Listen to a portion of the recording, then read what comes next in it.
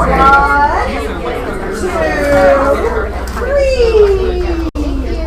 morning. Thank you. What's running up on the screen right now is first listings, first closing. So let's give a handout to all our first listings. Awesome. Awesome. How's everybody? How's everybody? Great. Okay, unmute yourselves. Are you all eating? Thank you, Carnell. Thank you. How's everybody doing? Great. Yeah? Great. Somebody tell me something good. Kenzie went to Dave Matthews last night. He showed up today. How many went to J-Lo? There were an awful lot of J-Lo pictures. Yeah, so an awful lot of J-Lo. Somebody else tell me something good that doesn't have to do with a concert. Okay, I do. I have okay. Yay, Jill, go. Kim saved a deal for me. I represent the sellers. PNC Bank extended their closing after the third time. I'm like, oh no, wait a minute. Call her. They did. She's closing. 30th. We're going to do a cake. We're going to buy you a cake. We're going to buy you a cake. And again, what I have to say when somebody says that is start with Supreme from the beginning. So you do, and I know you were the listing agent. I got that. You know, it's not a bad thing to maybe put in the comments, please be pre-approved with Supreme Lending. Maybe, yeah, that might help. And then let them work their magic. Awesome. Somebody else tell me something good. It's Car's birthday. It's Car's birthday!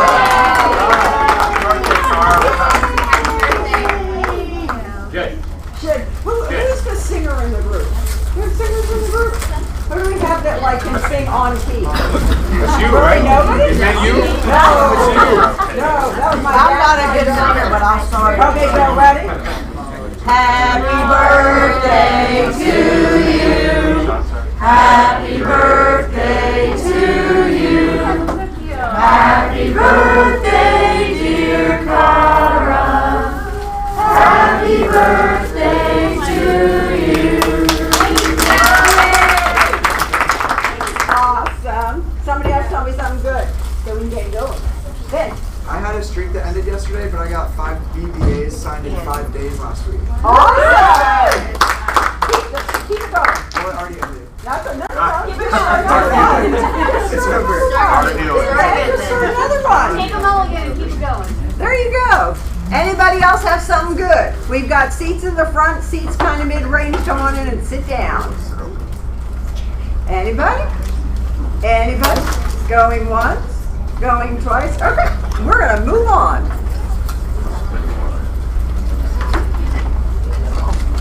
Hold on, we're going to move on in 1 second. Technical difficulties. Please turn off your cell phones. If they go off during the team meeting, it's $50 to KW Care. Yes? Okay. All right. Who's here? Trisha! Where are you? Is she in the room? Oh, there you go. Come on down. Looking around. All right. I feel like I'm on Price is Right. 5 minutes. Anybody remembers that game? 5 minutes. Oh, that's more than enough. Okay, good. Okay. Everybody get their cars in. Gonna do a Starbucks. So if you did it while I'm talking, if you could just find your way up maybe or something to throw it in, that would work. Alright, I'm Trisha, Residential Inspector of America. RIA, has been in business for those of you that don't know, over 30 years. We've done over 100,000 inspections. So we've seen a thing or two. I'm going to start talking about today just a main focus point on one of our offerings. Of course, we have many offerings. As you all know, this is relatively new as far as the service we're offering. So it's a really good value for you and your clients to bring that to you. I wanted to just mention, of course, we know Atlanta is a city in a forest, right? You guys all know that. Mm-hmm. So there's lots and lots of trees. And with that being said, how many of you think you're going to sell a property with trees on it? Perfect. So I asked last time how many of you would sell a home with a roof on it. I got the same response. That's a little concerning, but the trees I understand. If you all don't have trees, I get that. But most of you will have trees sooner or later. So with that being said, the older trees can cause havoc with the root system. It can get it's underground. You guys can't see underground. Of course, none of us have x-ray vision. So with that being said, we offer the sewer guard warranty that we've always offered. So that's a 90-day warranty on that situation. So if you sell a home, things get messed up underneath, they didn't have a sewer scope done, that can cause problems. So we've had claims come in. One just rings in my mind. The agent called me on the 8th day, and we found warranty coverage, $2,000, just because it was RIA, to kind of remedy that situation. There was $1,700 left on the table when she was all said and done because of the deductible. They had to break some concrete. That's not covered. But all said and done, just because they had the inspection through us, we stand behind a lot of things. It's no fault of our own. Like, nobody can see under the ground. And in the past, we never did sewer scope. So for those of you who don't know, and it's amazing, I work with tons and tons and tons of agents, seasoned agents, and they don't know what sewer scope is. So sewer scope is an endoscopy procedure, comparing it analogous to a medical procedure. Kind of goes in there, drills down, takes some photos, takes a video, and you can see inside the ground, street level, to what's going on. So you can see if there is a problem under there, things are going to be clogged, or what's happening. So in the past, we do not offer sewer scope. You guys had to go out, find a plumber who does it, and they charge whatever they charge. Third parties involved, and I don't know, it could just complicate things for you guys. So most people just don't get it done. So RIA, Rob has decided he got into the sewer scope business, and so now RIA can actually do that sewer line evaluation for you guys. So when you book your inspection, you just mentioned, I'd like sewer line. It's $200, and what is really neat is it's going to take that warranty to 12 months. So you're going to have 12 months protection on that sewer line system if anything goes wrong during that 12 months. So it takes that 90 days, extends it out 12 months. How many of you think that's a good offer? That's a good value? So if you only knew what can happen if you guys don't kind of look out for this situation. I was just in KW Roswell yesterday, and the assistant team leader said she actually had that happen twice to her home, her own home. Me too. $10,000. Me too. $10,000 each time. So there's some coverage here. So for that 12 months, that also beefs up the warranty coverage to $4,000. So in the scheme of things, if you have a $10,000 situation, $4,000 is going to kick in from us. They pay $200 to have that test done. I don't know about you, but I know my numbers, and I think that's looking pretty good. And it's also taking a lot of stress off someone's plate, because when that plumbing system becomes upside down, I mean, it affects livelihood. I mean, they can't even function. You know, they go to their job, they have to be displaced. So that is what we are doing as far as the sewer guard protection. And all of you guys have this flyer in front of you to review it. Doesn't matter what type of pipes, it could be clay, cast iron, doesn't matter what age pipes they are, it's here for you, okay? And on a good note as well, we have a subsidiary company, Pest Nation. I know a lot of you guys have gotten your emails. We can do the termite, pest, and rodent evaluation, all one-stop shop with RIA. We're not dependent on a third party, because we had some hiccups earlier or last year where it was just, they couldn't keep up with our activity and it was causing some problems. So he went out, he's worked very hard to start that termite, pest, rodent portion of the company, so you guys can have that booked when you call in. So hopefully you all like that too. And we are good to go. Did everybody get the cards in? Yes? Let John pick. You knew you were the best team in the house. Oh, let me get my card first. Yeah, just keep it in your hand, right? That's going to be too obvious. And the winner is 5 minutes for so I didn't want to. Big A! Big A! Thank you guys. I love you. I love your office. I appreciate all of you. Thank you. Charlie, come on down. You get another sandwich. Hey guys! Charlie. Hey, I'm Charlie Pollard. I'm a closing attorney with McManamy. I know it's hard. McManamy, McLeod Heller. My phone number's up here, 404-442-6604. And it's Charlie with an IE at mmhfirm.com. Happy to help you guys out with anything that comes up, even if it's not a file that we're working on. I'm going to give a shout out to Supreme too, because you know, as attorneys, we work with a lot of lenders, and we don't get to pick who we work with. We pick who y'all send to us, or who your buyers send you to send to us. We know if Supreme is on a deal, the money's going to be there on time, and we're not going to be screaming and yelling about documents all day, because that's kind of our life behind the scenes, is begging for things for the buyers to sign. And we know when a buyer has selected them that we don't have to do that. That makes our day and our life a lot easier. So definitely give them a shot if you haven't already, because it makes our life a lot easier if you do. All right, little reminder about three different types, the three most common types of liens that we find when we do a title exam. Okay, when we do a title exam, we find out who owns the property. We find out some other things too. Is there an HOA? And these are the things that we're looking at weeks before the closing to make sure we get everything together. Most common is obviously a mortgage.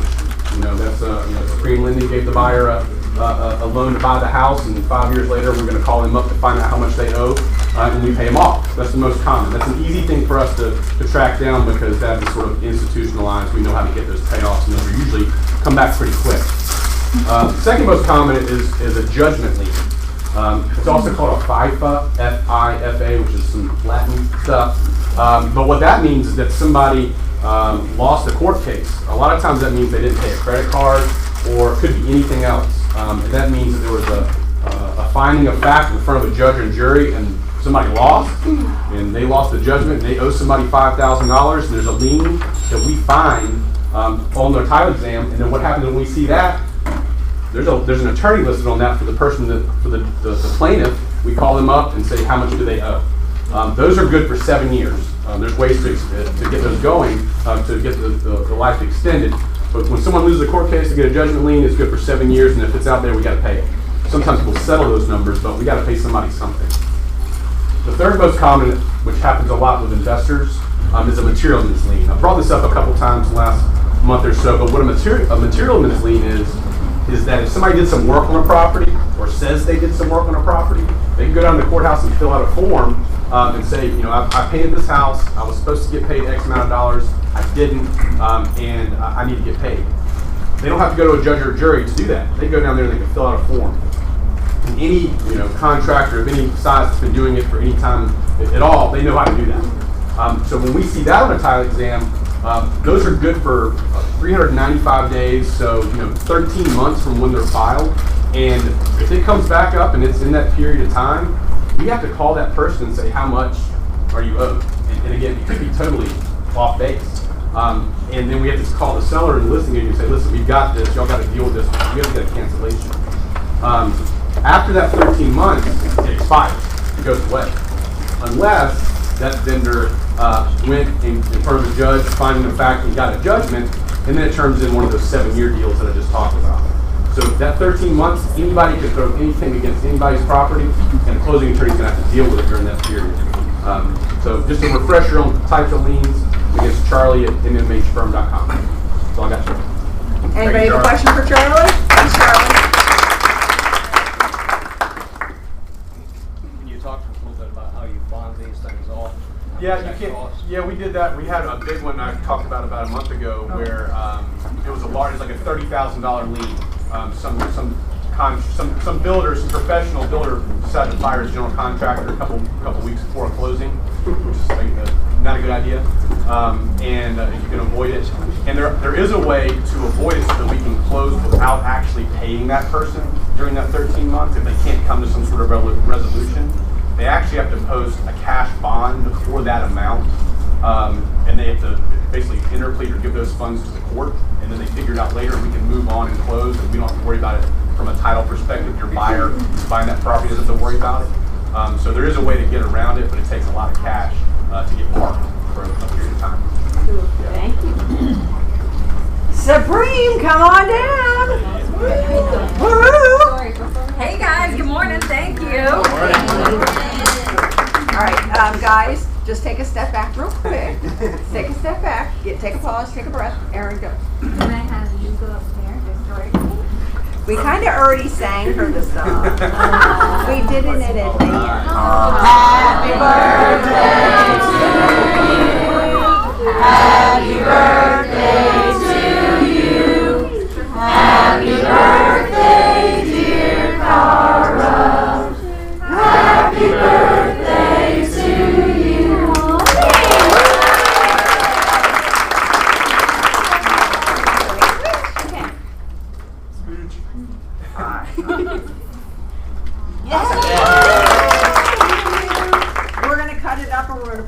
by the lunch, so if you want to go grab a piece of cake, you can do that.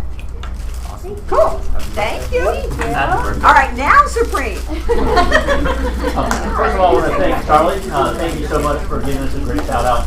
We love Charlie's firm, and he actually did my personal closing. And anytime that we can kind of, if there's a lesser attorney on the contract, we definitely want to make sure they're going to go to McManamy because they always do a wonderful job, and it makes our lives a whole lot easier when working with a great attorney. So, We didn't work this out for you. Who they do? Yeah. we have a video we want to launch for our personal and professional best for tomorrow. So we'll play that and then we'll talk for a few minutes about it. Of course, there's a commercial.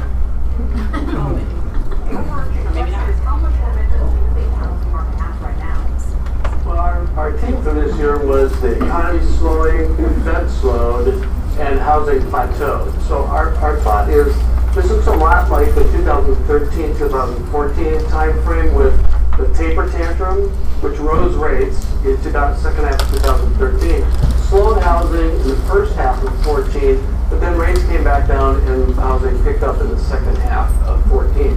So if you look at rates rising in 18, right, they're now coming back down in 19. The one thing that's different on the house side is that house price appreciation was very strong for the intervening years between 14 and 18. So you got a higher level of house price, and you have a lack of supply at the low end, which is going to constrain sales at that end. Yeah, how out of whack, have things gotten? We've talked a lot this week about how much investors are still active in the housing market, buying up homes, in some cases crowding out would-be first-time home buyers, because they're then turning around to use as properties for the rental market, where a lot of that typical first-time home buyer would be. In response to that, I've even heard people suggest that maybe it's time we have a 50-year mortgage. Okay, we were told to cut it. We just wanted to show you a That's clip kind of a big deal. Yeah, this is Doug Duncan. He's the chief economist for Fannie Mae. Our personal special best this week is sponsored, he's our highlighted guest. Pat is sitting down with him and kind of going over what this year is going to look like the rest of the year and, give us an update on the market. So There's going to be a lot of good information. Yeah, really good content. Whether you're a listing agent or a buyer's agent, this is the kind of information that you're going to want to be able to educate your clients with. Right. So that's why we're featuring him specifically and interviewing him for personal and professional best. And if you're worried about what the rest of your 2019 income and 2020 may look like, raise your hand. It might be something that you want to come to. It's going to be extremely informative, obviously, from an expert in the area. We're going to have lunch. It starts tomorrow at 11:30. We'd love to see everybody here. I've been burning up the phones. Sorry to be dropping voicemails, but we want to have a good attendance tomorrow. Possible. We'd love to have everybody here. And we'll be giving away money. There you go. Say that first. Yeah. That's And lunch. And lunch. The trivia game after. But really, it'll give you, some knowledge to. I know you guys get asked all the time about mortgage rates, I'm sure, by your borrowers. So it'll give you a little knowledge to be able to tell them what the future's going to look like. Yes. So, Put it on your calendar. Tomorrow at 11:30. yep. Food and money. Food and money. And a trivia game. And yep. And a trivia game. as So the top agent gets how much to donate to the 500. charity? And then the top market center gets 500. So the more people in the room that are participating on the trivia game gets us into the top #1 spot. And that's where we want to be. We were number 6 last time. We want to be #1, but we need a lot of people in the room to get there. And it's right before James's class, so top 20% will be there anyway. Great. Can we get the question? I'll try. His brother wants on the marketing, but that's Three of them are probably going to be supreme. Yeah, there you go. Thank you. Alrighty, so we have a special guest. Ronnie, come on down. So, Capstone Financial has been in talks with Bob Kalinsky for how long? It's over a year now. Over a year now, to bring health insurance to 1099s. You guys. And so, we've had some conversations with some of Ronnie's people, but we've never had Ronnie, the head of the company, come and talk to you briefly about the insurance that is offered to you at 1099, which is huge to me. When I first started, it was like, oh, well, what kind of insurance can I get? So I'm going to throw it over to you real quick so you can give them the information they want. Okay. That good? Yes. Okay. Good morning. Good morning. This is a packed house. Packed house. We knew you Well, were this coming. Yeah, it's all for thank you. It was all for me, I'm sure. So, just to give you a little background, and I'm going to be quick. Bob Kalinsky, as you all know, is your ROP. He owns the Southeast region, or one of the owners of the Southeast region, for many years. For the past 8 years, he's been looking to try to do something different. You're all business owners. You all own your own businesses. You're 1099, and that's how the IRS looks at you, and that's how the insurance companies look at you. So Bob and I met about 1.5 years ago. He said he's tried this before. He tried it before. I said, just give us a chance. We can do something different. And what we put together is something that's not only unique, but it's only unique to Keller Williams. Say that again. It's only unique to Keller Williams. Compass doesn't have it. Berkshire, there's no other real estate company in the United States that has a comprehensive plan like we put together. Health insurance, dental, vision is just one of the areas where we were able to go and put you all together. That's just one area. We were able to go to the top carriers, Unum and Mass Mutual, on the disability income side. This has never been done before. Your top producers who are making $150,000 or more, guaranteed issue. There's no medical. We have people walking into our office saying, thank you, I can't get this because I have cancer, I have diabetes. We signed someone up who's actually getting her chemo right now as we speak, but she's actively at work. And it's also at a 25% discount. So if you're working with an advisor, I highly recommend you take your offer, you present it to that advisor, and if they really have your best interest at heart, they're going to say, you better sign up for this, because I can't get this for you. On top of that, there's life insurance. We were able to secure the first $10,000 of coverage, guaranteed issue, no medical. So if you do have some medical history that will stop you from getting any kind of life insurance, you have the first $10,000, you sign up. If you don't have major issues, you can get up to $250,000, and it's whole life insurance. It's permanent life insurance. A lot of 1099 contractors like to have permanent insurance because they use the cash value if they need it to fund other businesses. There's also accident coverage. The accident coverage, again, is guaranteed issue. It can cover you and your family. It's extensive. It's from a fractured finger to the worst case scenario of a lost limb or even life. It can pay you up to $200,000 as well. Guaranteed issue up to age 75. It's never been done before. And there's also, we added a component of long-term care. I can tell you that I'm a proponent of long-term care because we went through it with my grandmother for 10 years. She was in assisted living. And I remember vividly my dad and his 3 sisters arguing who's paying that bill every month.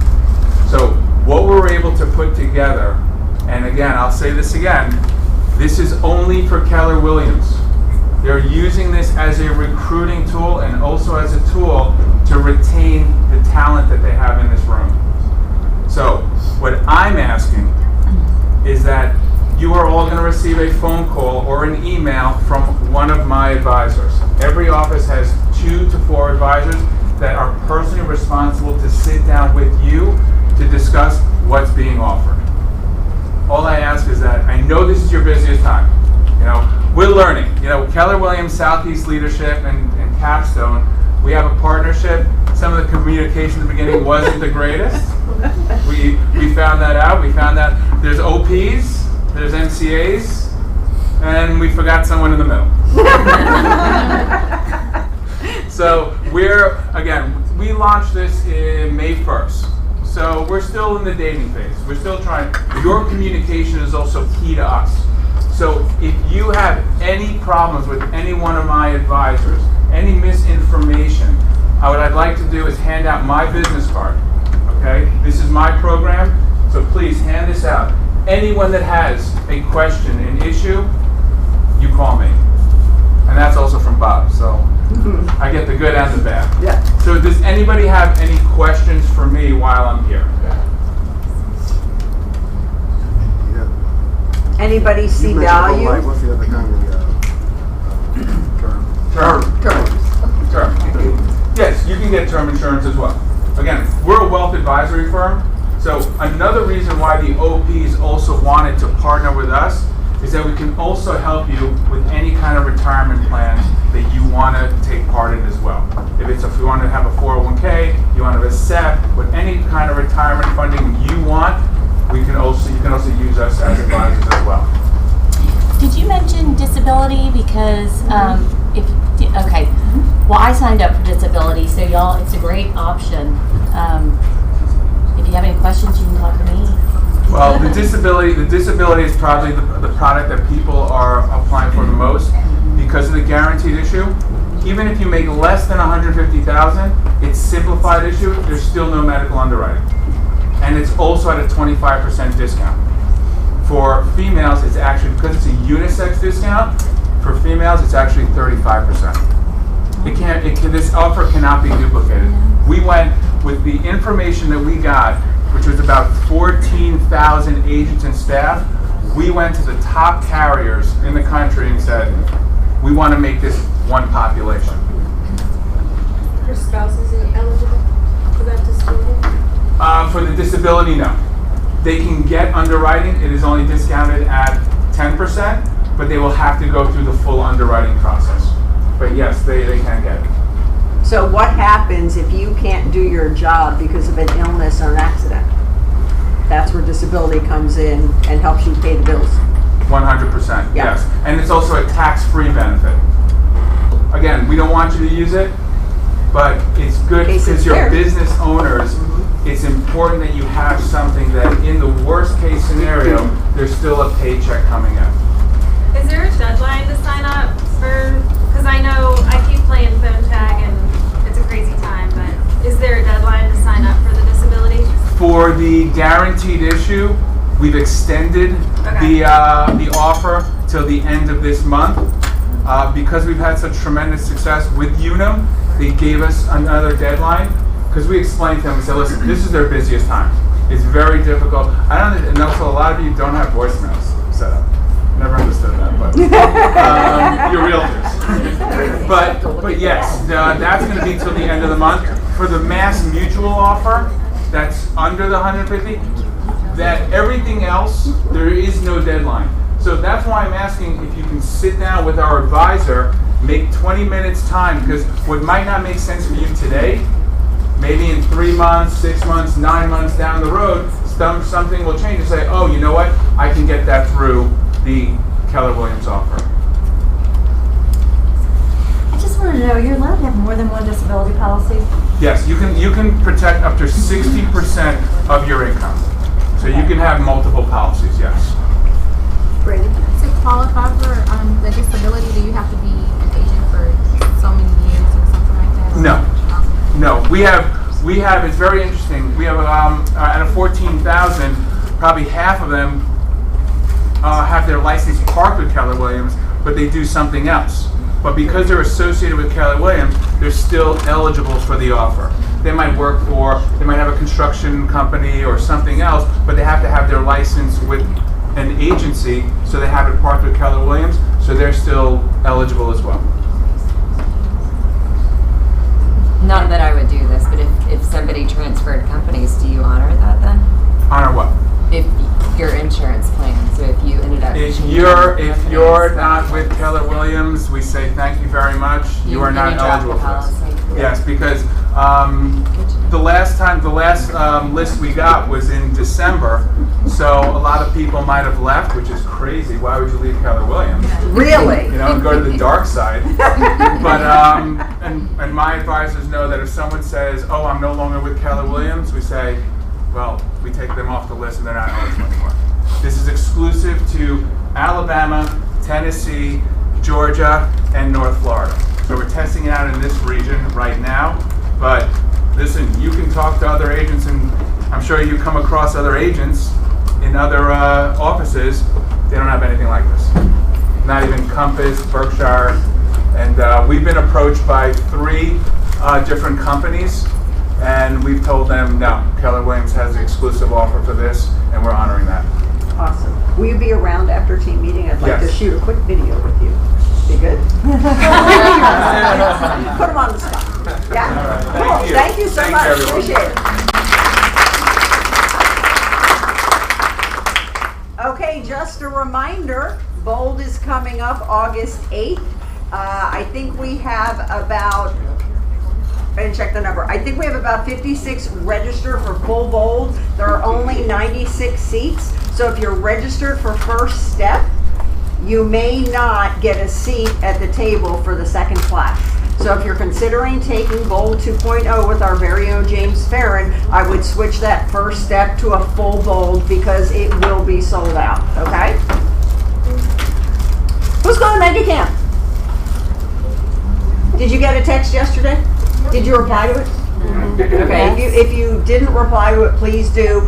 We are putting together a dinner for Peachtree Road agents, and we need to know who's going. For some reason, International has a glitch in the system. They're not funneling the list to us. So why would it be important to go hear Gary Keller and a host of other megas talk to us about what's happening in the industry today? Because there's disruption in the market, there's disruption in the industry. This would be a really good time to go to Mega Camp. So there is still availability, there's still hotels, you got to get a flight.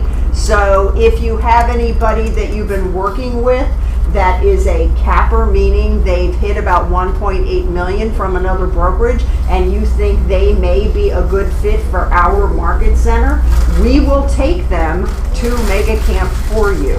I just need a name and a slight warm lead. Yes? Okay. Very excited to see what Gary has to say. All right, who's going to the pool party? Woo-woo! So pool party this Sunday at the Farrens. They are graciously hosting for us, and it's from 12 to 3, and it will be a blast. So hope to see you all there. This is really the only family-oriented event we have. So please RSVP, plenty of room. Going to be lots of fun. All right. Can you hit the lights? And we want to hold our applause till the end if it's okay. Just for time constraints, are our top producers for June.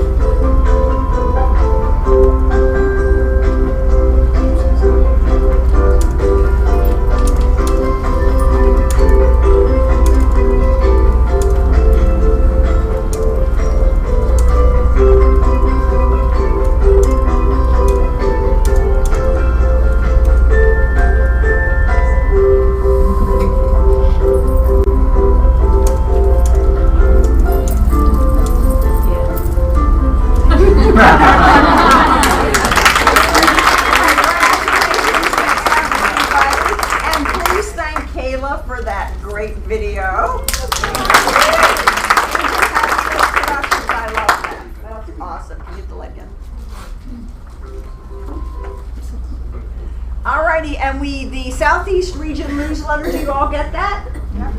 You should have gotten an email yesterday or the day before. So we have some congratulations in order for the top 20 individual agents. Reagan Thorpe at 16 and top team, the Rice Settlage team at number 4. Congratulations. Look who's number 1 in profit share.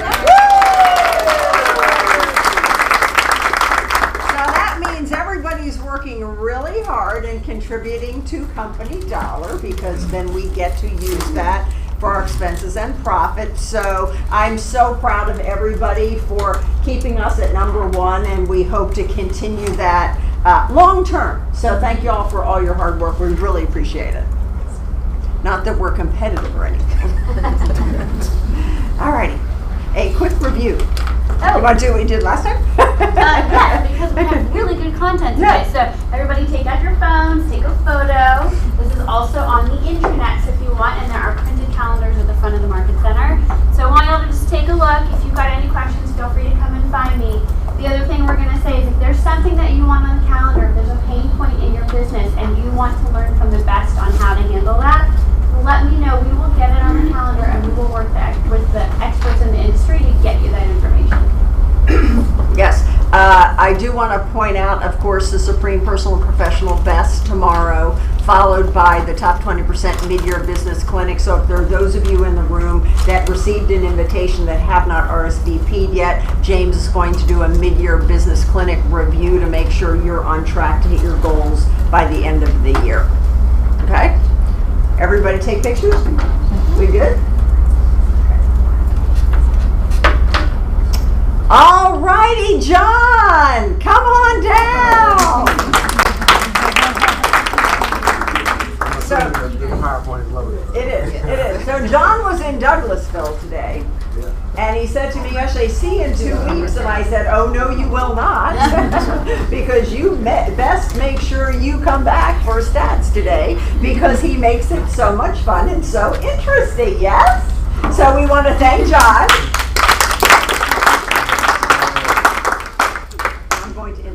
Congrats for making it out of Douglasville. Congrats for making it out of Douglasville.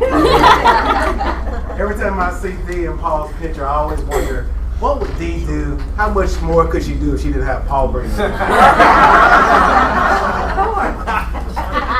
A lot. That's my guy. All right, so I always like to find out, is there anyone in this room that's seeing stats for the very first time? Anybody seeing stats for the first time? Raise your hand. First time stat viewer. Ma'am, what's your name? I'm sorry. Christy Parker. Christy, it's a pleasure to meet you. I'm John. Nice to meet you too. I just laughed because I was like, don't put me on the spot. No, Chris, you gotta understand. See, I'm an old timer now. Like, I remember when. So it's fine, yeah. Yeah, so I remember when I was the new guy. I mean, it was 22 years ago, but I remember when I was a new guy, and I've been around the office in KW for a long time. So this is like old hat to me, and so I always like to see who's like it's fresh and new. You know. There are a couple more people, they just didn't raise their hand. Well, call them out, because I would pick on them. They know who they are. So let's talk about these statistics that we're going to go over. So, for all the new folks, FMLS and Georgia MLS, they print out statistics. However, they don't actually track the lifetime value of a property. So when you pull up their stats, they're just going to show you the last listing period. So if a property was listed 6 months ago and it expired, and then it was relisted and sold in 2 weeks, it's going to show that that property was listed and sold in 2 weeks. However, we know it was on the market for 6 months and 2 weeks. So our statistician, Chuck Carr, has been around for many years. He's an old IBM stat guy. And so he has the formula to track all properties within FMLS for the duration of the time hitting the actual system. So it gives us a real reflection of what the market is doing. I also want to plug tomorrow's session, because tomorrow's session, that economist is going to talk about the macro view of real estate in the nation, right? And so you're going to be able to get information from him and then compare that to our metro area stats. And then even within our metro area stats, we have our specific MLS area statistics, right? Which is sort of zip code based and y'all know things. So that brings it on the local level. So you're going to have the most recent information in the real estate from the macro market and micro markets. So you're going to be fully stocked with information. And what do you do with that information? Well, you tell me. All this information that you're going to gather today and tomorrow, what are the top 3 action plans you should have? So we're going to do the summary first. So we're going to go over stuff today and we're going to go over stuff tomorrow. What are the 3 things you ought to do to make money from this information? Because that's why we're all here, right? We're all here to learn something, to apply it to our business and make money. So tell me one thing you're going to do with all this information. Put yourself in front of the trend. Put yourself in front of the trend. So it comes to you. Okay, so tell me more about it. You know that markets are sliding one way. You need to get where and understand that, so you're in the right place. Yeah. So you can see where. So on a micro level, if your territory, your farm area, is headed up, down, flat, or whatever, you know what the pricing strategy is going to be because it's going up, flat, or down. So get ahead of the market. Get ahead of the market. Absolutely great. What else? Yes, sir. Well, I want to, and I will, talk to potential buyers I'm working with about it, and the sellers I'm working with about it, and post some information about it too. It's all very actionable, timely. So your talking points. Yeah. So you want to have your talking points from today's stats and for tomorrow. You want to walk away with talking points for both your buyers and your sellers. Great. Give me one more. Give me one more. I'm hoping somebody think marketing. That's a clue. Make it part of your listing. Yes, sir. So if someone asks you how the market's doing, you're not speculating, you're telling them just exactly what's going on. Absolutely. So you got the current information. So that's not what I'm fishing for another answer. Marketing. Yes, sir. Including your touch points for your database. There you go. Educate them about what's going on in the marketplace. So when you give information, the latest information to your farm, your database, are you not providing value to people? When you're educating people about the market, are you not providing value to them? So when you provide value to people, they see you as more value, right? So over here, I have a list of 6. As we go through all these numbers, what 6 stats resonate most with you? Those are the 6 stats that you want to memorize and put out there on Twitter and Facebook and LinkedIn and your newsletter and all that kind of stuff, right? And here's the thing. Whenever you go through numbers, quite honestly, I've got some charts in here that are my favorites. I got some charts that are just like, it's overkill. But here's the point.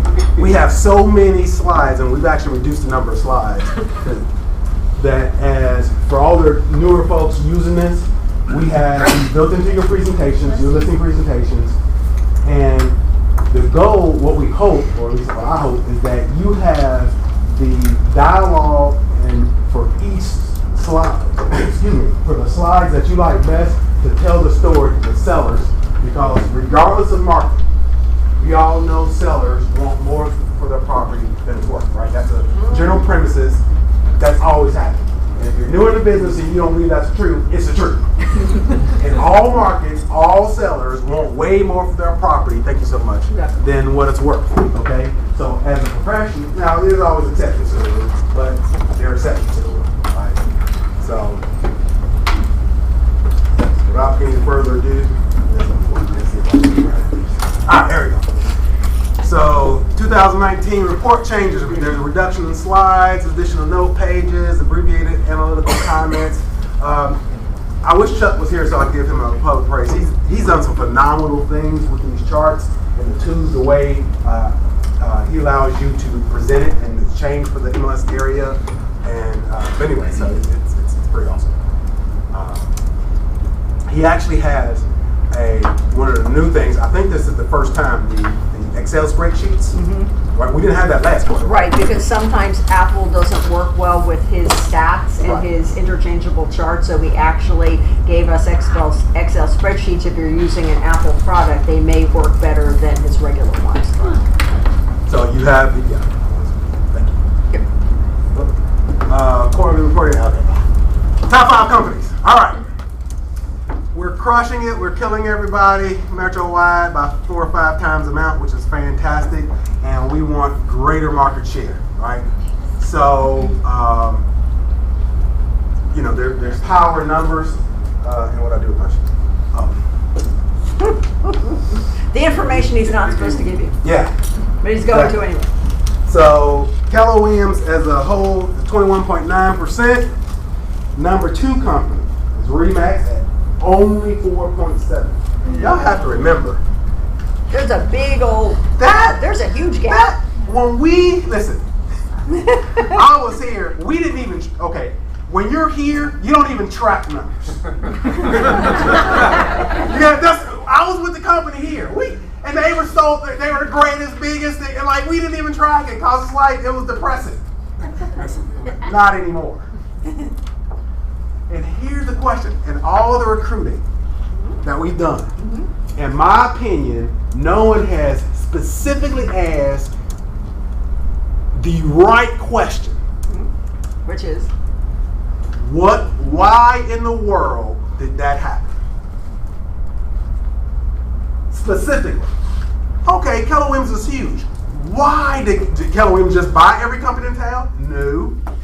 What happened that this company has taken over a market where the largest RE/MAX franchise in the world is headquartered? Now they're nothing, and every other company in town, owned by the biggest financial wizard in the history of the world, owns a real estate company, and they're nothing compared to this company. What is this company doing? No one has ever asked me that. Has anyone ever asked you that? Oh, I talk about it in recruiting. Yeah, but have they come in and asked you specifically, how is Keller Williams so huge? I heard David. I think it's what did David say? Training. I think it's training. What else, Vince?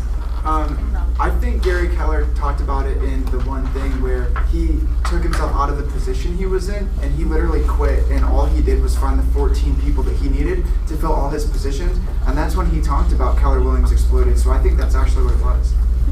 Unless I'm wrong, which I'm not. No, that's great. I think it's a combination of a lot of things. Yeah. Yeah, that's all I got to think. But when you talk about, here's the thing. So, who did this? Agents. You did. Now, how many people in this room, well, I guess everyone who had a closing contributed to this. So if your business has increased from the time, here we go, who has transferred from another company and your business increased? Boom. Or you were brand new and now you're making 6 figures or more every year. Raise your hand.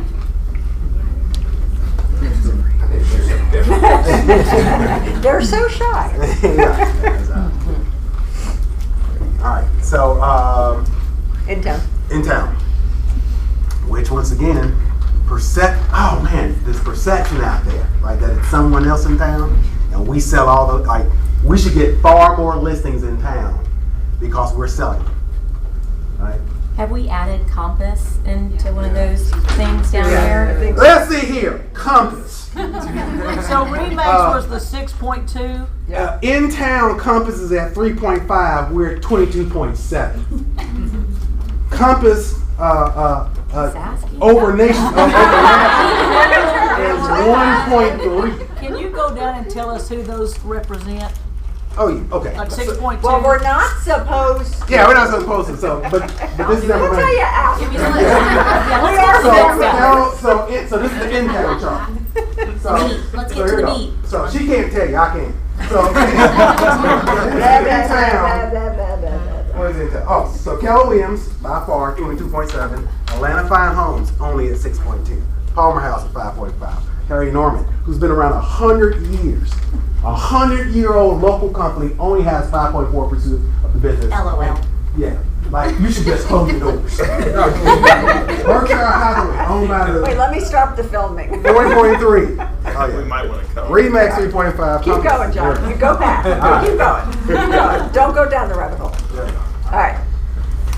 All right. So whenever you have multiple charts like this, let me explain this. So I don't want everybody trying to strain your eyes and read all that. No. That's not the point. All these individual charts are in the deck.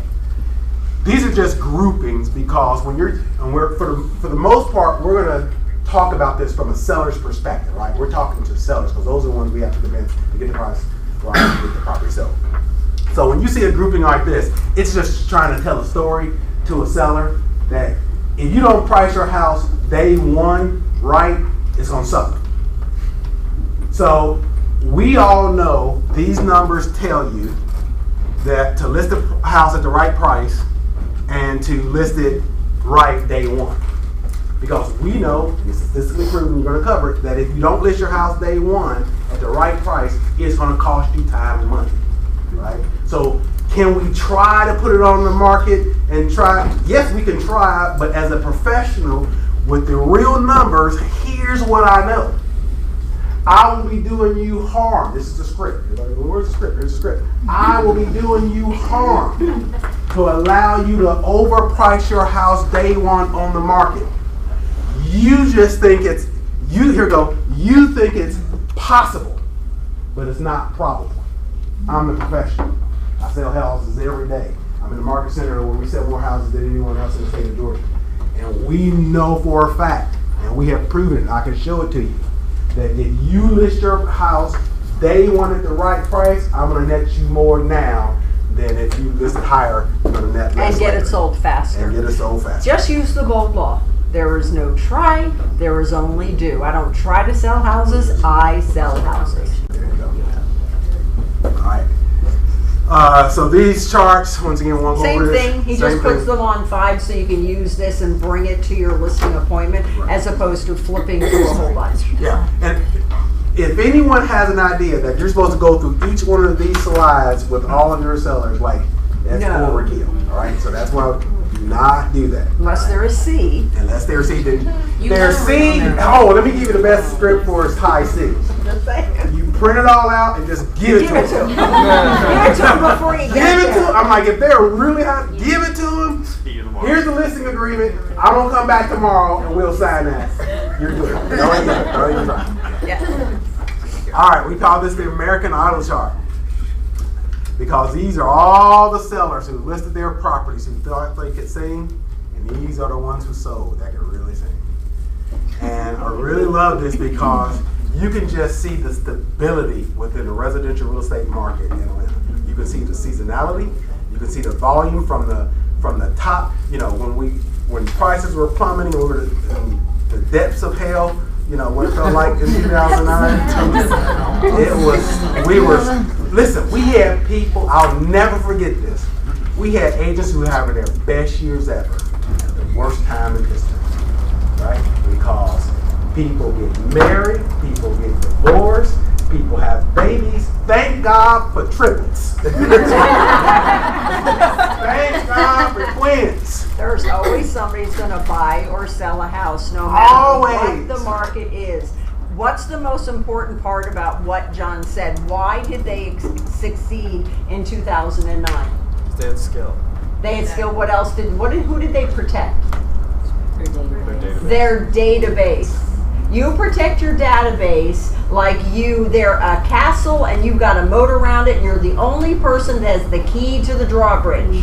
All right, I'm gonna give everybody a new words have power. From this point forward, we're gonna lead the trend. What is a database to you? Come on, what is a database? Running. Your salary. Okay, so let me say it this way. How many of you have past clients? All right. How many of you have current clients? All right. Oh, good. Raise your hand really high. You've done a lot. I'm gonna help you. I'm with you. I'm going through the same mind shift.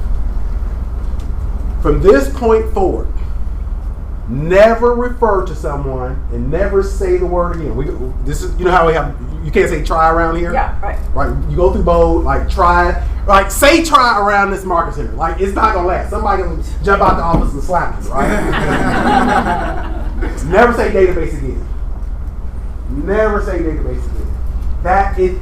There's a real disconnect between me and my clients. Our people. Who are people. They are not a freaking database. You own a CRM, right? But you have relationships, and here we go. You do not have past clients. You have clients. Are your, quote, past clients going to buy and sell again? Yes. All right. Do they know people who are Do going to buy they and know sell people who are going again? to buy and sell again?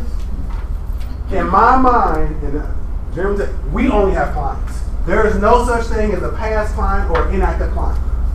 Because how many people have sold a house, season agent, you sold a house, you expected them to be in there 5, 6, 7 years, that's what they said they're going to do, and you got a call a year down the road and they needed to move. Me. It happened. Less than a year. Less than a year. Job transferred up. What life happens. So as far as your marketing, I know this is not that, but it's just extra good stuff. Have you ever thought about being a Baptist preacher? I feel like I'm back home. I spent a lot of time in church. Taking us to church. But anyway, I only so bring you that's some extra stuff. You just have clients, never been to database, you just have your list of clients, nobody's passed, nobody's inactive, and you have your client data. All right, that's what I'm going to do. Amen. Like that. All right, move forward. All right. Now, once again, just stats. These are stats I was talking about. It's charts that shows you clearly that you need to list your house day one at the right price, because that's what happens with the price range of homes. The prices over time, they just fall. All right. Chances of going under contract. I don't bet, so I don't like paying odds, but anyway, that's the odds of properties going under contract over the last month by price point, right? So between 500 and 749, you had less than a 25% chance of selling your property based upon what went under contract. So there you go. It's always competition. How has the seller's market affected us? So this is just showing you today's current market versus what I call the pits of hell, the buyer's market of January 2009, because that's what it felt like. Anybody remember those times with me, right? Oh, yeah. That's what it felt like. So when you think peak, I was like, there wasn't anything peak at that time. And we're still here. Yeah, we're still here. Exactly. And so you can just show, this is just an observation so you can see what it really looks like from a strong buyer's market to the strong seller's market that we're in. Look at the median sales price. Yeah. 143 in 2009, 309 now. And when there was a time if you went outside, because these are the 41 more expensive areas in Atlanta, if you took out all of Metro Atlanta, that was basically $100,000. It was. And look at days on market. 145 in 09, and that was median. Yeah. Quicker sale now, 22 days. You price it right, good location, good condition, it sells. All right, price reductions. So what would you feel like, what does it mean to you that agents are taking more price reductions? Well, they're not priced correctly, right? So when an agent takes a listing and it's not priced right, who does that fall on? Who's that responsibility fall on? The professional. Okay. So as you can see, far more price reductions taken. All right. This is overall market. Now, collectively as Rawls Group, we're doing better than that. But are we still perfect? No. So there's always opportunity for growth and really nailing down that price. Incidents of price reductions. So here it goes about price point, right? So between $750 and $1 million, almost half listings are priced wrong. Except your luxury agents are actually pricing them a little bit better. Right. A little bit better. Very little. Yeah, a little bit.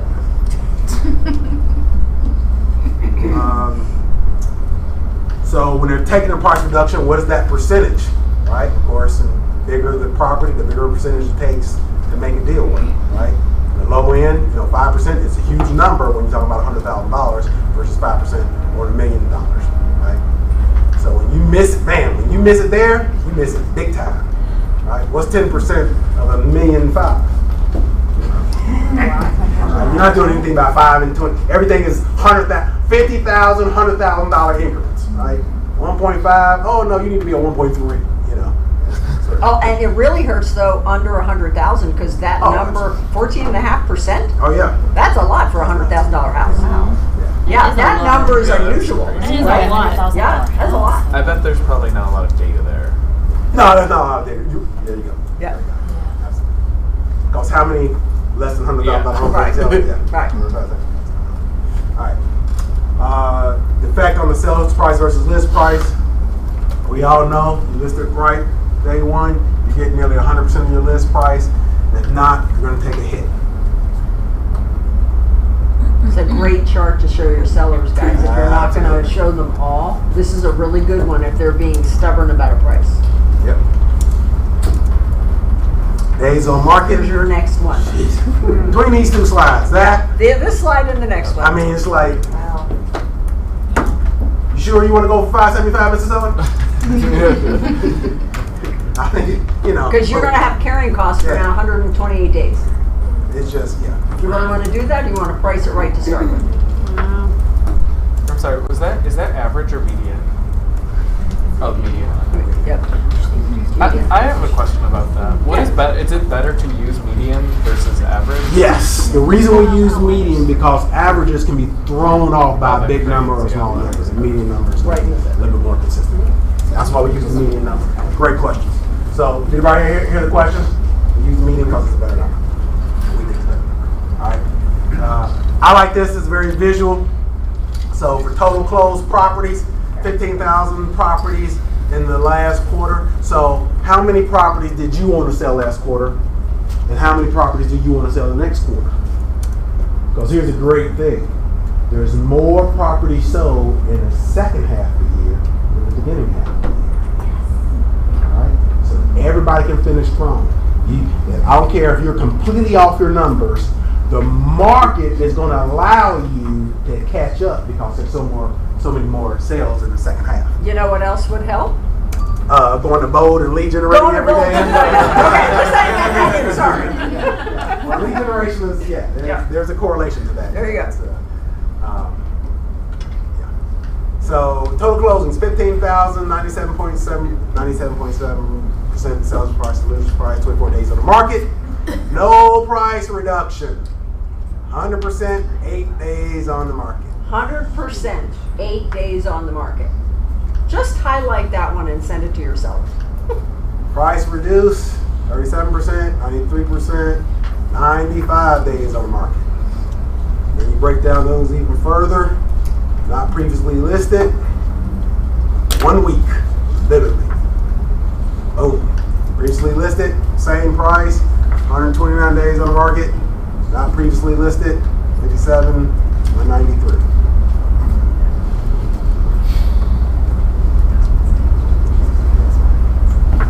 Any questions? All right, so this is the cool slide that we're not going to change it up front right now. Was there a question back there? So here you can enter your MLS number. And unfortunately, I didn't get a chance to change that to Area 51, but 131, was that inside the perimeter of Sandy Springs? 131? Outside the perimeter, yeah. So, and you can do either by price point, or you can pull up the whole price range in that area, and it will give you those numbers, which I think is phenomenal. This is phenomenal too. So for Area 51, you put that number in there. You can either do the whole market, or if you're doing between 500 and 750. That's where the price range is. You put that in there, and it's going to spit out all those numbers. The only way to get this to work is to download these slides onto your desktop or your laptop. Say that again.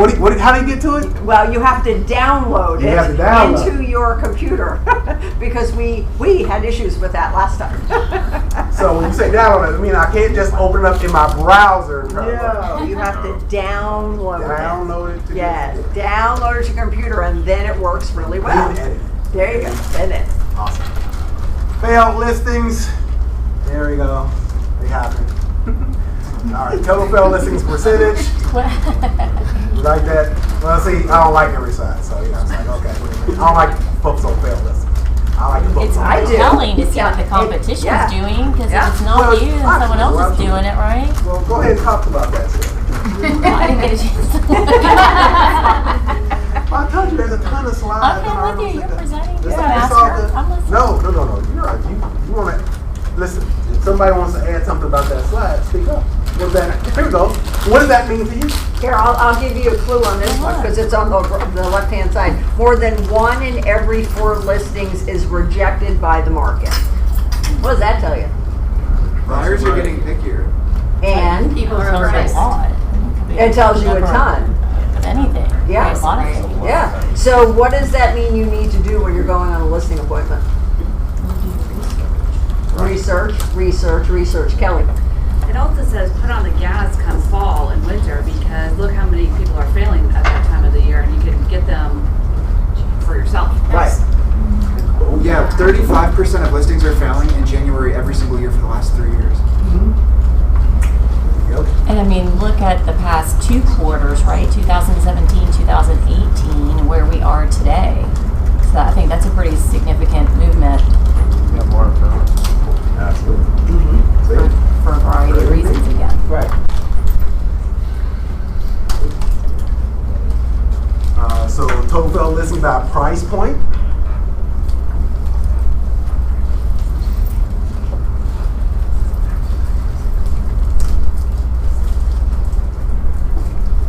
Alright, put it on go. For every 100 finalized listings, 73 sold and 27 failed.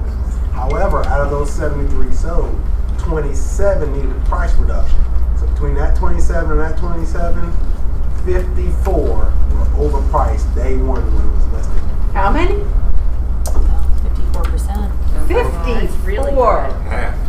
More than that. Dang. Might need some pricing classes. What do you think? Yes. Got to price them right to get them sold. How many of you have listed a house recently and within 2 days, 5, 6 contracts? I mean, I know the hands are going to go up. What'd you do right? Price it right. Price it right. And condition. And condition. Can't do anything about location, but you can price it right and get it in the right shape. There we go. Once again, you can do this about an MLS area, which I just absolutely love. It's just, I mean, And how do you do that again? What do you have download it. Download it. Same thing Between here. this and this is awesome. So let's talk about Brookhaven in Area 51, and let's talk about between 500 and 750. So you want the listing for 500. What is the sellers want for that property? 525.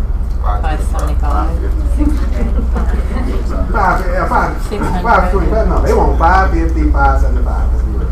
That's what they want, right? So that's Their house is 75. special. Yeah.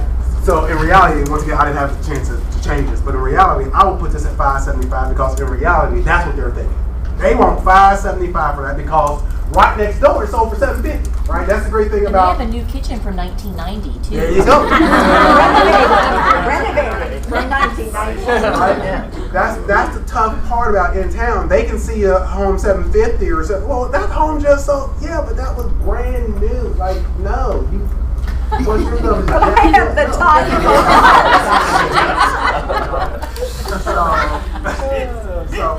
So that really should be in a real world, in my opinion, that's 575 and you're at 500, right? But just use this one then. Yeah, but I'm just saying. So when you put in that real number, it's going to show them to a T how much it's going to cost them in time on the market and coding costs. I mean, even our carrying costs are quite low for $500,000 property, and you just worry about that. This is the old net to seller sheet. So if there are agents that are new that are looking for the net to seller sheet, it's called the case for getting it right the first time. And this is really powerful when you go on an appointment. Do it in advance so you know what you're talking about. Don't just pull it up there. Pull it up, do a couple of different scenarios so you can show them. They think that they're going to make more money, not if they have to stay on the market 210 days and carry the house. And let me show you I want to talk about the mindset of the consultant and how you're helping them, what can be perceived. So traditionally speaking, they understand that you're paid by commission and you want to sell. So they might, not always, but that seller might be thinking, well, you just want to sell it at $500,000 so you can sell it faster and get your check. However, but no, Mr. Seller, the reason I'm selling it, I'm suggesting at $500,000 because that's the market value of the property. And what I want to prevent for you and your family is the pain you're going to go through if you try this route. See, right now, you're about to make a crucial decision for your family. Either we're going to sell in a week at this price and everything's going to be wonderful, or you're going to have it on the market and we're going to hear crickets. And you're going to look at me, and it's going to take time. It's going to take more time. 210 days time. And then more time. And then you're going to realize, oh, John, you were right. And not only are you going to, and then when you get it at 500, guess what?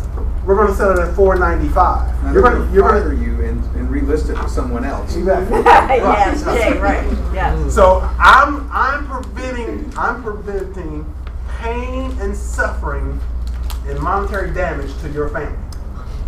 Right? That's what you want to portray to them. This is not about me. This is about you. Because everything about that presentation is about them.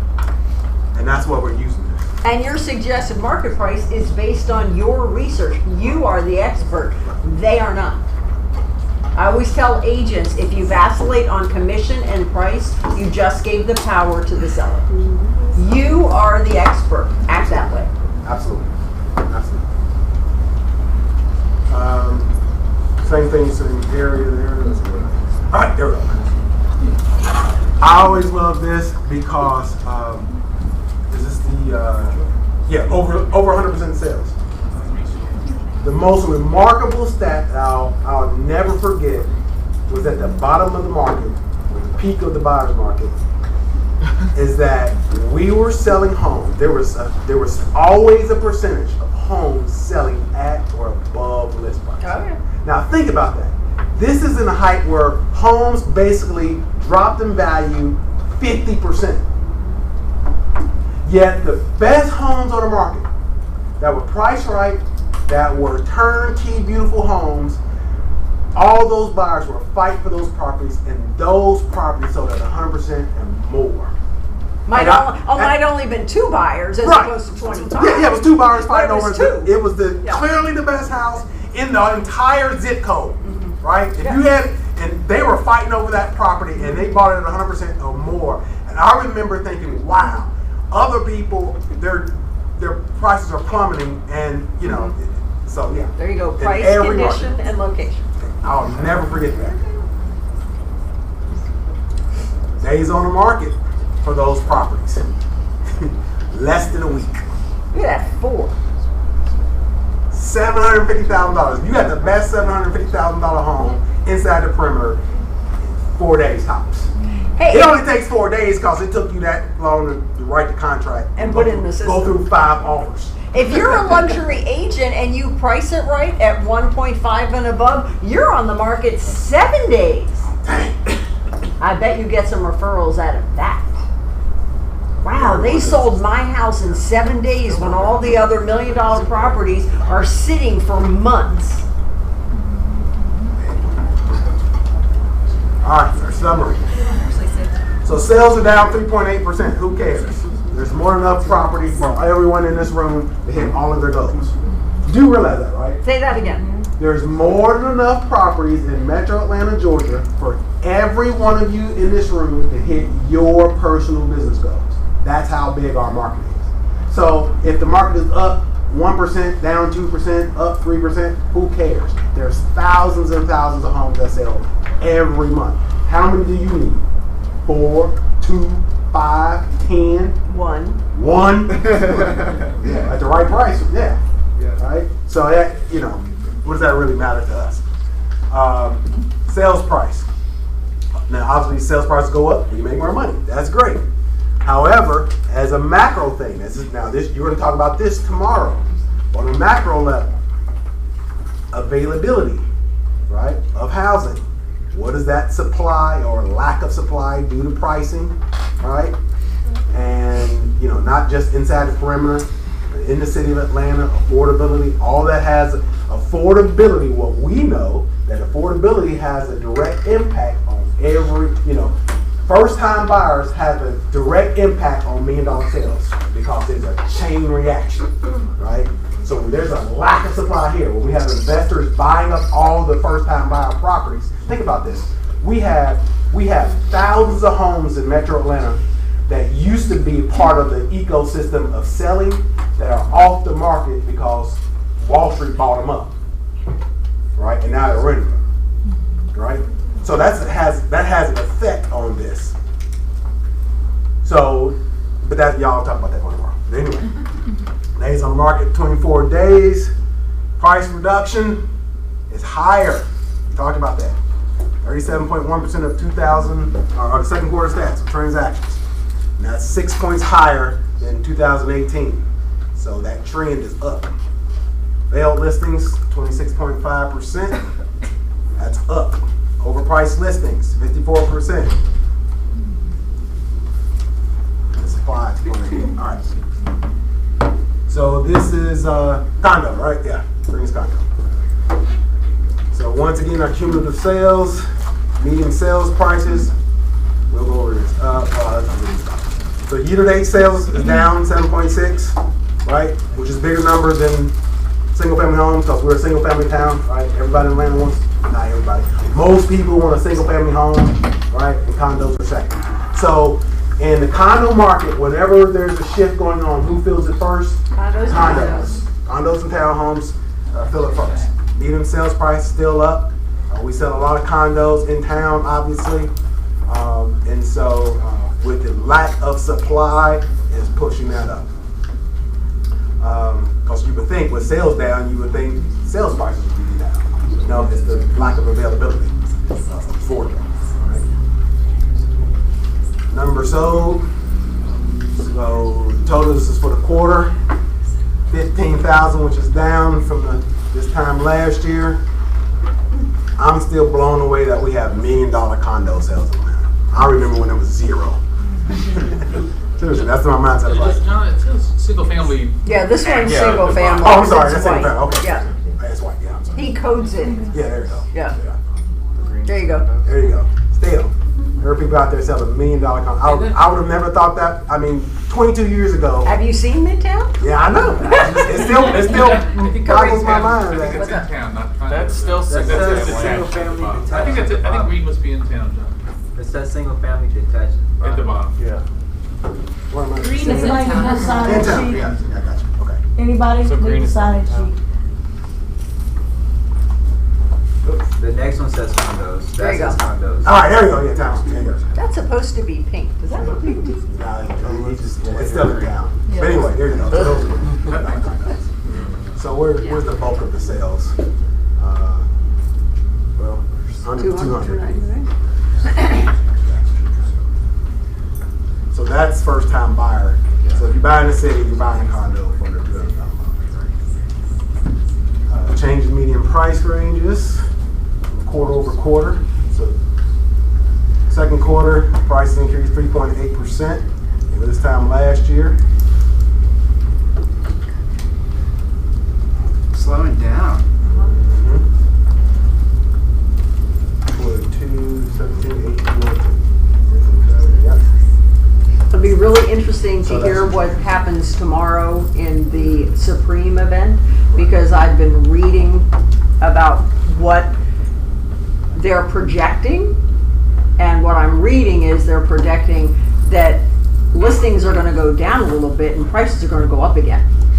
Listing inventory is gonna go down? A little bit. And so it'll be interesting to see what he says tomorrow. For resale. It's just an article that I read. So, we're gonna learn from the expert tomorrow if that's actual, if he sees that coming. Alright. That must be single family. Alright. Sales price, change in median sales prices.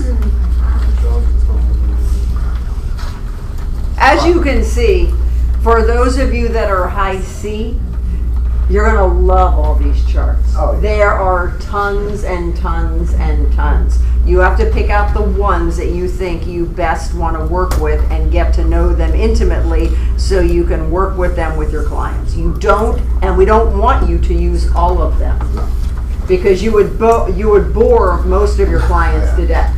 I'm just saying, C is a very small population. Yeah, yes. I know we have to download them, but where do we find them again? We're going to release them this afternoon, and they're going to be on our intranet in links. Got it. Thank you. So this is an interesting chart, right? So 500,000 or lower is receiving a lower percentage of the price than last quarter. So that just answered your question, Dory. And you know what? In addition to this, I would bet that days on market have gone up. Right. The next chart. Right. Boy, you're a smart cookie, girl. I don't know about that, but. Yeah, you are. Okay. All right. No, but that's a good. I'm sorry. A very good eye chair. That's absolutely true. And the days on market, boom. Yeah. There you go. Called it. Not a lot. Not a lot, but half. Yeah. Right. But what does a couple of days feel like to a seller? Yeah. What does Awful. a week? What does 2 weeks feel like a seller? Because I have to keep my house clean, Yeah. and I got to get the kids to keep What their does rooms 2 clean. weeks feel like to a seller? Oh, That's yeah. eternity. Yep. What does 2 weeks feel like for a listing agent? Eternity, It's right? interesting the higher price points have gone down. That's because the listing agents are getting it right. It's taking them longer to get that point. But Yeah, yeah. they're finally getting there. Yep. Days on the market. In town. Yeah, I mean, that's pretty significant in town. Did you say in town? Mm-hmm. Yeah, that's overall.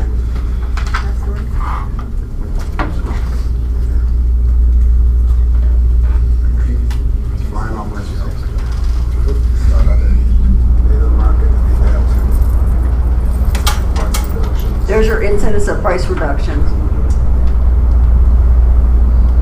Higher in 7 of the 8 price ranges. Everybody's needing more price. So the 500, 749, if I can see it correctly, 45% needed a price reduction. That's a lot. Because what does that mean? How much longer are you going to be on the market? Forever to your seller. Forever to your seller. Especially if it's owner occupied.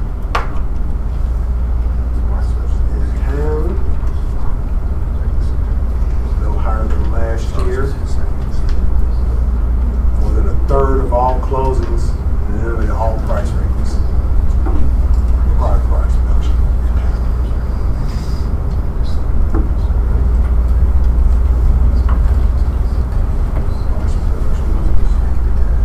Chuck thought this was interesting, that higher in 7 of these 8 price ranges versus last year.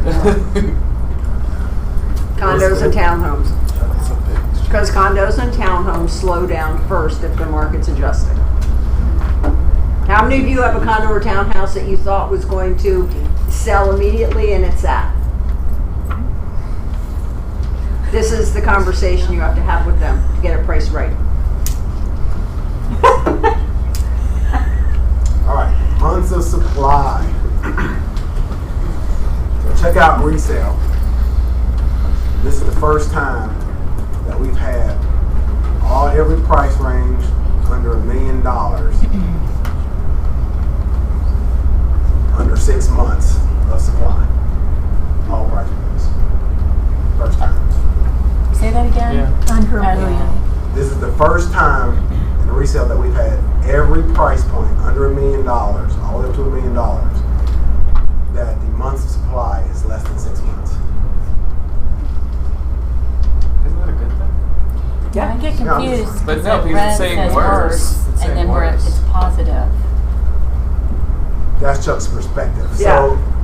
So what he's saying on this, on a month's supply, you know, ideally, I guess he's saying we want a balanced market. So if it's over or under, that's what he's just comparing it to. So. We asked him that too, because what do you mean it's worse than if it's Right. under 6 months? Because in 2009, the peak of the downturn, it was 12 months. I mean, you were just like, wee! Let's just list houses and see if they ever sell. I got a question real quick. Yeah, So we've always used that 6 month balance market. Has that not changed over time with you know the That's market? a historical number.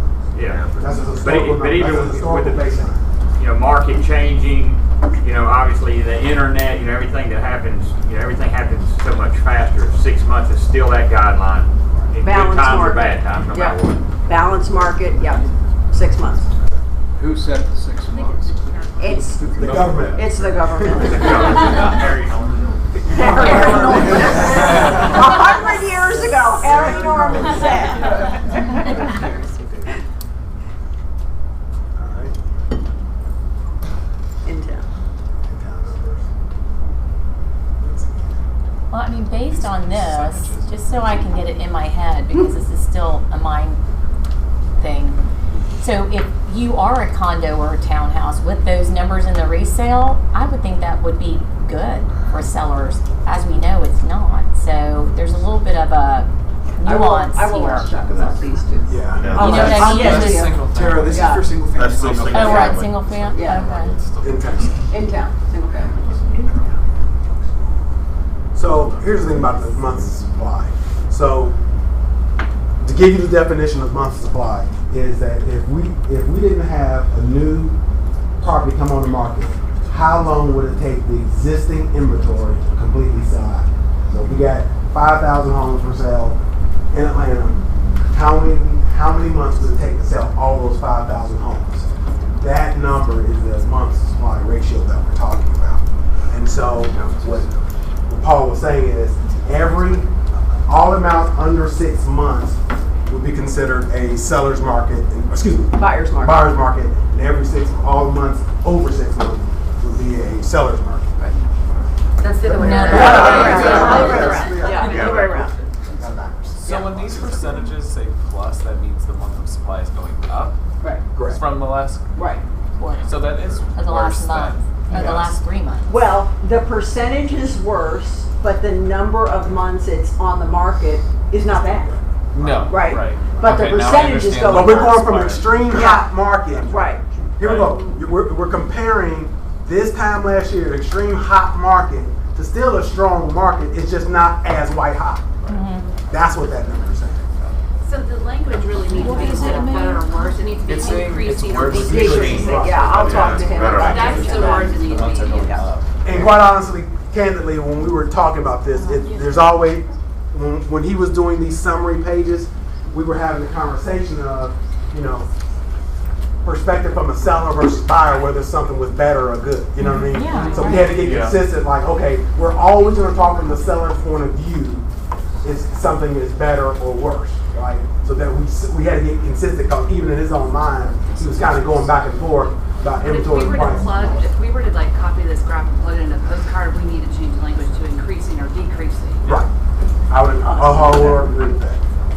And we've got to wrap up because we've Oh, got yeah, we Ignite do. in a That's few right. minutes. Oh, okay. All right, Yes. all right. But let me get to this and then I'll close out. So shift considerations. Let's talk about this. So those 9 areas. Here it is. Boom. So median days on market is up. Price reductions is up. Sales price original list price down. Failed listings down. Failed listings percentage down. Supply is up. So is that a good thing, bad thing, right? That's, active listings, pending listings. Of course, we always want pending listings going up and we want sales going up, but that's not happening.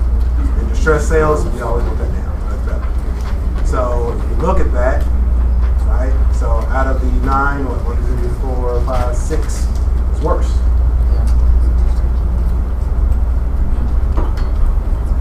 However, There are plenty of houses to more houses buy out there and that sell. you can sell. All right.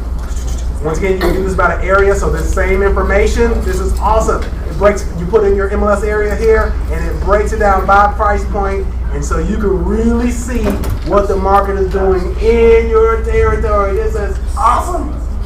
Awesome, awesome, awesome. Come on, there we go. There we go. We're done. Thank you, John. Thank you. Thank you, John.